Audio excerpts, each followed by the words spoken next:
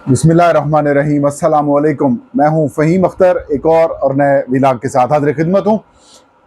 नाज़रीन, आज सदर पाकिस्तान डॉक्टर आरिफ अलवी की जानिब से कौमी असम्बली और सूबाई असम्बलियों के आम इंतखाबात की तारीख से मुतालिक इलेक्शन कमीशन ऑफ पाकिस्तान को ख़त लिखा है और ख़त में सदर पाकिस्तान ने यह तजवीज़ किया है कि कौमी असम्बली के आम इंतखाबात की जो मुकर्ररा तारीख़ है वो 6 नवंबर 2023 बनती है।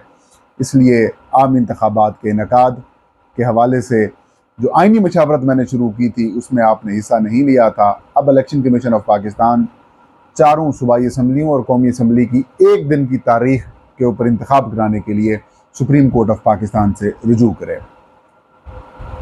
सदर पाकिस्तान के इस ख़त के बाद पूरे पाकिस्तान में सियासी गुफ्तगू और मुबस्सिरीन अपनी राय दे रहे हैं और हर बंदा अपनी राय देते हुए ये कह रहा है कि सदर पाकिस्तान का जो ख़त है वो गैर कानूनी है। कोई कह रहा है ठीक है, कोई कह रहा है आईनी है, कोई कहता है तारीख दे दी है, कोई कहता है तजवीज़ दी है। अब इलेक्शन कमीशन ऑफ पाकिस्तान ने इसके ऊपर क्या फ़ैसला किया है वो मैं आपके साथ शेयर करूंगा। और रेड जोन, इस्लामाबाद के रेड जोन के अंदर हलचल क्यों शुरू हो चुकी है।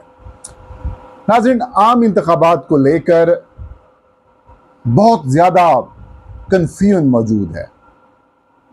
आज मैं एक ट्वीट देख रहा था जिसके अंदर आरिफ हबीब साहब और कुछ और जो सनतकार या फिर ताजर बरादरी है उनसे जो army chief general Syed Asim Munir साहब की मुलाकात हुई थी, वो क्लेम कर रहे हैं आरिफ हबीब साहब कि उस मीटिंग में आसिम मुनीर साहब ने ये फरमाया था कि जो निगरान सेटअप है वो 6 महीने के लिए है और उनको हमारी मुकम्मल इमदाद यानी कि ताउन और मदद हासिल है। आरिफ हबीब साहब ये फरमा रहे हैं कि हमने उनसे डिमांड की कि कम से कम 1.5 साल के लिए ये निगरान सेटअप होना चाहिए। अब आप खुद अंदाज़ा लगा लें कि ज़ाहिर है पाकिस्तान में करता धरता एस्टेब्लिशमेंट ही है, वही सारे फैसले लेती है, उसके सामने कोई सुपीरियर बनने की कोशिश नहीं करता। जो कोशिश करता है उसका हशर भुट्टो जैसा होता है या फिर इमरान खान साहब जैसा होता है।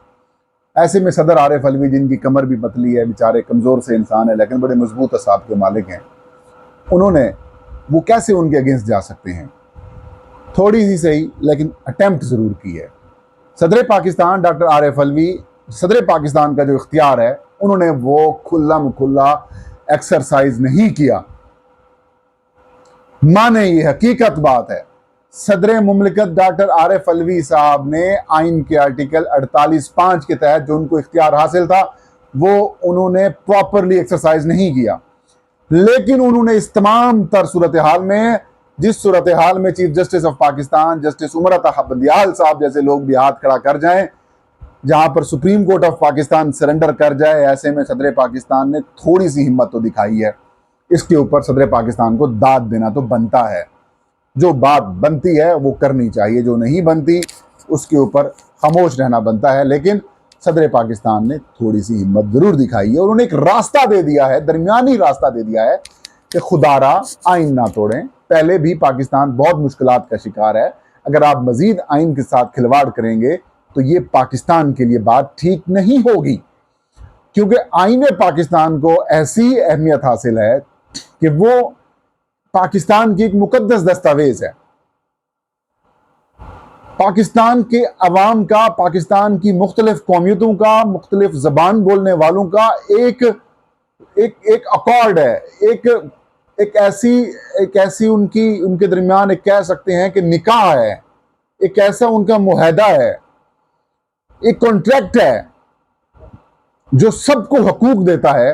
और अगर चंद अशखास अपने जाती अना की वजह से उस मुकद्दस किताब को, उस मुकद्दस दस्तावेजात को और मुकद्दस कॉन्ट्रैक्ट को, मुआहदे को तोड़ते हैं तो उसकी सजा आइन ने यह मुकर्रर की हुई है कि उसको आर्टिकल 6 यानी कि गद्दारी की सजा मिलनी चाहिए। अब आइन के साथ खुदारा खिलवाड़ ना करें। सदर आरिफ अलवी ने आइन को बचाने के लिए एक अटेम्प्ट की है। चीफ इलेक्शन कमिश्नर और इलेक्शन कमीशन ऑफ पाकिस्तान, आपके पता है किस तरीके से वो मैनेज हो रहा है और किस तरीके से वो खुलकर एंटी पीटीआई मामला चला रहा है। न्यूट्रल होने का बहाना, एक तमाशा किया जा रहा है। लेकिन जो काम सबसे ज्यादा जरूरी है, कहते हैं जंग चल रही हो, जंग में भी अगर इंतखाबात आ जाए तो इंतखाबात कराए जाने चाहिए। चाहे डेमोक्रेसी की बेस ही, जो जमहूरियत की बेस है वो इलेक्शंस हैं, और जिस मुल्क के अंदर इलेक्शंस ना कराए जाएं वहां पर जमहूरियत नहीं, वहां पर आमरियत होती है या फिर बादशाहत होती है। बदकिस्मती से पाकिस्तान में अब यही कुछ चल रहा है। कोई बात करने को तैयार नहीं, कोई हक सच बात करने वाला है नहीं। जो हक और सच की बात करता है वो बेचारा या गायब कर दिया जाता है या फिर बोलता ही नहीं है, या फिर मैनेज कर लिया जाता है। कंप्रोमाइज किस्म की सूरत हाल है। खैर, सदर मुमलिकत डॉक्टर आरिफ अलवी ने कहा मेरा इख्तियार है, मैं 6 नवंबर की तारीख दे रहा हूं कौमी असम्बली के लिए। Election commission of Pakistan supreme court of Pakistan से रजू करके सिंध, पंजाब, खैबर पख्तूनख्वा और बलोचिस्तान असम्बलियों के आम इंतखाबात की एक ही तारीख के लिए रजू करे और रहनुमाई हासिल करें। अब ये परेशानी किसके लिए है? अल्टीमेटली ये मामला सुप्रीम कोर्ट ऑफ पाकिस्तान के हाल ही में बल्कि कुछ दिन तक आने वाले जो चीफ जस्टिस हैं, जस्टिस काजी फायज ईसा साहब, जिनसे हमारे बहुत सारे दोस्तों को तवक्कुआत वाबस्ता हैं, वो कहते उनके लिए एक बड़ा चैलेंज होगा कि जनाब चीफ जस्टिस साहब आइए ना, ज़रा संभालिए चीज़ें, देखें ना ज़रा क्या होता है, इलेक्शन होते हैं नहीं होते, फिर देखते हैं जी कौन फुल कोर्ट की बात करता है, कौन लाइक माइंडेड जजेस की बात करता है, कौन क्या बात करता है। जैसा भी था जस्टिस बंदियाल, जैसा भी था मार्शल लॉ टाइप सिचुएशन थी, उसके दौरान भी उन्होंने फैसले तो दिए हैं। इम्प्लीमेंट नहीं हुए तो क्या हुआ, लेकिन इम्प्लीमेंट भी करवाते तो वही लोग होते जिन्होंने इम्प्लीमेंट नहीं करना था, जो पहले इम्प्लीमेंट नहीं किया था।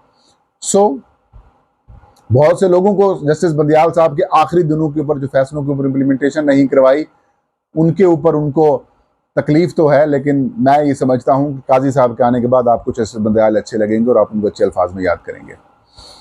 और यही वजह है कि सुप्रीम कोर्ट ऑफ पाकिस्तान में और रेड जोन में अंदर बड़ी हलचल है। अब आते हैं सदर पाकिस्तान के खत के ऊपर। इलेक्शन कमीशन ऑफ पाकिस्तान क्या करने जा रहा है? फिल वक्त इलेक्शन कमीशन ने जो फैसला किया है नाजरीन, वो ये है कि फ़िलहाल कोई इजलास नहीं बुलाना और प्रिटेंड करना है कि हम सदर पाकिस्तान के ख़त को संजीदा ही नहीं ले रहे, क्योंकि इलेक्शन कमीशन ऑफ पाकिस्तान का ये समझना है कि जिस तरीके से हमने सदर पाकिस्तान के पहले ख़त के ऊपर रिस्पॉन्ड किया है और इलेक्शन कमीशन ने करार दिया है कि जनाब सदर, इंतखाबात की तारीख देने का इख्तियार आपके पास नहीं है, हमारे पास है, और लिहाजा हम ही इसको एक्सरसाइज करेंगे। और हल्का बंदी के ऊपर काम भी चल रहा है, वो रोका भी नहीं गया। लिहाजा सदर पाकिस्तान के इस नए वाले ख़त का भी वही असर होने वाला है। लेकिन मैं ये समझता हूँ कि चीफ इलेक्शन कमिश्नर और इलेक्शन कमीशन ऑफ पाकिस्तान के पास अगर थोड़ी सी अगर मेरे ख्याल में थोड़ा सा आइन की परख है, या फिर थोड़ा सा अगर न्यूट्रलिटी के साथ और फिर उर्दू का ख्याल करते हुए अगर थोड़ा सा सेंस यूज़ कर लेते हैं, तो उनको इस अपॉर्चुनिटी को ज़ाया नहीं करना चाहिए।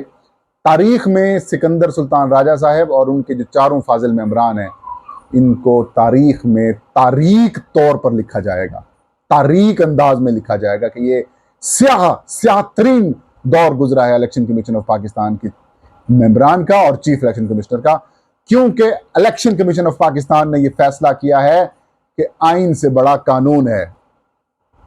इलेक्शन कमीशन ऑफ पाकिस्तान ने यह फैसला किया है कि आइन का आर्टिकल 48(5) कुछ नहीं है और इलेक्शन एक्ट का जो सेक्शन 57 है वो इंपॉर्टेंट है।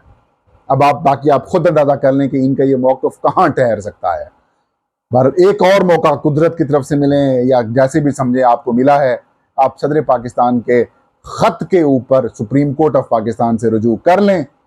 करना है तो कर लें, नहीं करते तो ना करें। नहीं करेंगे तो तारीख तौर स्याह दौर याद रखा जाएगा, कर लेंगे तो शायद बचत हो जाए।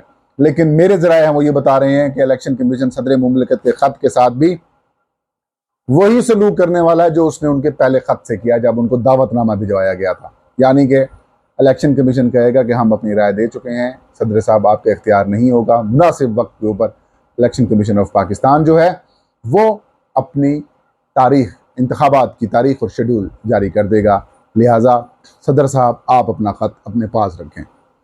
अब होना तो ये चाहिए था कि सदर साहब को तारीख खुद दे देनी चाहिए थी, फिर इशू पैदा हो जाता। लेकिन ये सारे मामले जो है ना, इसे फिक्स मैच समझें। इंतखाबात जो मैंने पहले बात की आरिफ हबीब साहब वाली कि 6 महीने तक भूल जाएं, तो वो भूल ही जाएं। इंतखाबात नहीं करवाने इन्होंने, वो डिसाइड कर चुके हैं। अब अगर ऊपर से इनके अगेंस्ट चीज़ की आ जाती है, ऊपर से मुराद अल्लाह से, तो फिर तो कहानी कुछ और है, अदरवाइज मामला खराब ही है। ये था आज का वीलाग। मुझे इजाज़त दीजिए। अल्लाह हाफिज़।